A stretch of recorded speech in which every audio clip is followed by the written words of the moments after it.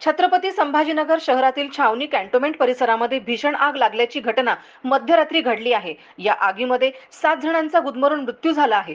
मृतांमध्ये 2 पुरुष, 3 महिला व 2 मुले यांचा समावेश आहे। एकाच कुटुंबातील हे 7 जण होते।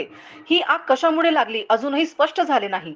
ज्या ठिकाणी आग लागली हे घर 3 मजली असून खालच्या मजल्यावर कपड्यांचे दुकान होते। त्यामध्ये कापड शिलाईचे सुद्धा काम सुरू होते। दुसऱ्या मजल्यावर व तिसऱ्या मजल्यावर देखील नागरिक राहत होते। आग लागल्यानंतर काही नागरिकांनी उड्या मारून आपला जीव वाचवल्याची माहिती यावेळी प्रत्यक्षदर्शींनी दिली आहे। गृहनिर्माण मंत्री अतुल सावे यांनी आताच छावणी कॅन्टोन्मेंट परिसरातील घटनास्थळी पाहणी केली। खाली कपड्याचं दुकान होतं, वरती काही लोक राहत होते, पण आग लागल्यावर त्या वरच्या परिवारातील मंडळींना खाली येण्यास जी संधी मिळायला पाहिजे होती ती खाली आग असल्यामुळे मिळाली नाही आणि त्याच्या धुरामुळे एकाच परिवारातील सगळी मंडळींचं गुदमरल्यामुळे किंवा त्या आगीच्या झळीमुळे निधन झालेलं आहे।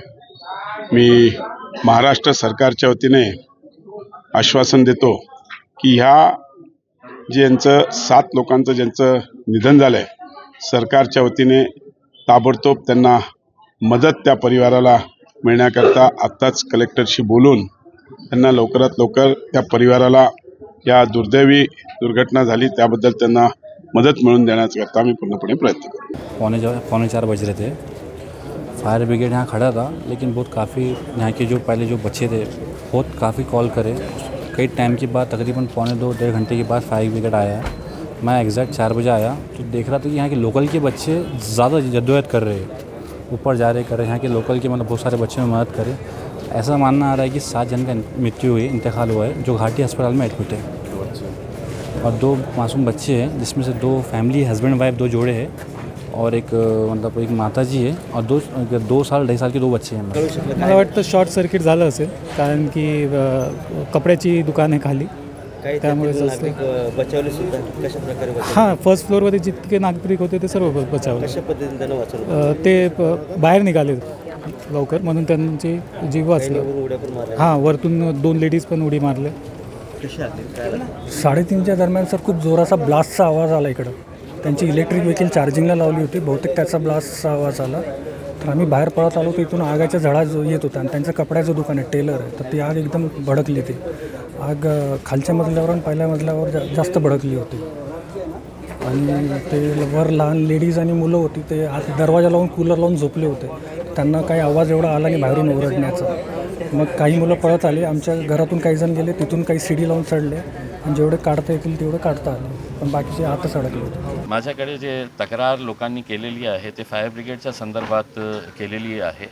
आता पोलीसचे अधिकारी इथे आलेले आहे, आम्ही त्याचीही चौकशी लावणार आहे की किती वाजता फायर ब्रिगेडला कॉल करण्यात आला होता, किती वाजता ते आले होते। आणि लोकांचं असं म्हणणं होतं की त्यांच्याकडे टॉर्च नाही होती, त्यांच्याकडे जे सिस्टम्स होते ते सिस्टम्स ऑपरेट बरोबर करत नाही होते। पाण्याच्या टँकरच्या बाबतीतही त्यांनी सांगितलेले आहे की कॅन्टोन्मेंटची पाण्याची टँकर आणण्यात आली होती, ते मग फायर ब्रिगेडमध्ये टाकण्यात आलेले आहे, हे लोकांनी म्हटलेले आहे। मी म्युन्सिपल कमिशनरला आणि पोलिसांनाही हे सांगणार आहे की काही चुकत असेल फायर ब्रिगेडकडून ज्याच्यामुळे जीव वाचवता आले नाही, तर त्याच्या बाबतीतही आम्ही चौकशी लावायला सांगणार आहे आणि जे दोषी असतील त्यांच्यावर कडक कारवाई करण्यात येईल। फायर ब्रिगेडचे अधिकारी ते जवळपास 5 मिनटं म्हणतात, आपण असं धरू की 10 ते 12 मिनटात ते पोहोचले असावे आणि पोलीस वगैरे पण नंतर ते एकदा झाल्यानंतर हळूहळू यायला सुरुवात करतं, परंतु प्रत्यक्षात मी सांगतो की ही दुर्दैवी घटना आहे। आता घटनेमुळे त्या ठिकाणी आणि ते लागले कशामुळे ते सगळं शोध होऊन घ्यावं लागेल। इथे ते चार्जर होतं, काहीतरी ते चार्जिंग चाललं होतं, काहीतरी चाललं होतं, असं काहीतरी होतं ते, पण ही एकदम दुर्घटनेची घटना म्हणजे रमजानच्या पिरियडमध्ये हे व्हावं असं सगळं दुर्दैवी घटना। मला वाटतं टेलरिंग काम हे 3 वाजेपर्यंत चालू होतं आणि 3 वाजेच्या नंतर इथं ही आग लागली आणि या आगीमध्ये जवळजवळ 7 जण मृत्युमुखी पडलेले। म्हणून मला एक सांगायचं की आग लागल्याच्या नंतर यांना कुठेही बाहेर येता पडता आलं नाही, म्हणून गुदमरून यांचा मृत्यू झालेला आहे। दुर्दैवी घटना घडलेली आणि मी ही घटना घडली कशी, कशामुळं घडली याचे चौकशीचे आदेश मी हे दिलेले आहे. रमजानचा महिना असल्यामुळे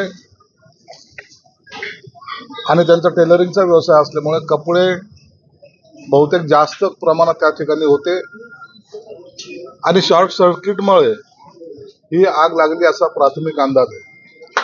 दुर्दैवानं या कुटुंबातील जवळपास 7 जण या आगीच्या भक्ष्यस्थानी पडलेत.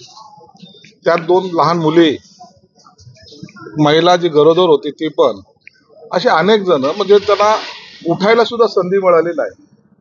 इतका दुर्दैवी प्रकार आमच्या या छावणी परिसरात घडलाय. सुदैवानं त्यांचा एक मुलगा त्या जागा असल्यामुळे तो वाचलाय. रमजानच्या महिन्यामध्ये हे झालेला भीषण प्रकार फार दुर्दैव आहे, याची कल्पना माननीय मुख्यमंत्र्याला दिलेली आहे. यांना तातडीची मदत, आजच्या आज मदत सुद्धा दिली जाईल. त्यांच्या या कुटुंबावर जी दुःखाची छाया आहे, जी पवित्र महिन्यामध्ये पडली, त्यांच्या दुःखात आम्ही सर्वजण सहभागी आहोत. शक्यतोपर्यंत सर्वात जास्त मदत देण्याचा प्रयत्न आमचा राहणार आहे. यावर कलेक्टर असतील, इतर डिव्हिजनल कमिशनर असतील, यांनाही तातडीनं या संदर्भामध्ये कारवाई करण्याचे आदेश देण्यात आलेले आहेत. ठळक घडामोडींसाठी देशोन्नती न्यूज चॅनलला सबस्क्राईब करा आणि बेल आयकॉन प्रेस करा. मुंबई, पुणे, नागपूर, मराठवाडा असो का विदर्भ, राजकीय, सामाजिक, शैक्षणिक क्षेत्र असो का क्रीडा, सर्वच घडामोडीचे विश्लेषण पाहायला विसरू नका. फक्त देशोन्नती न्यूजवर.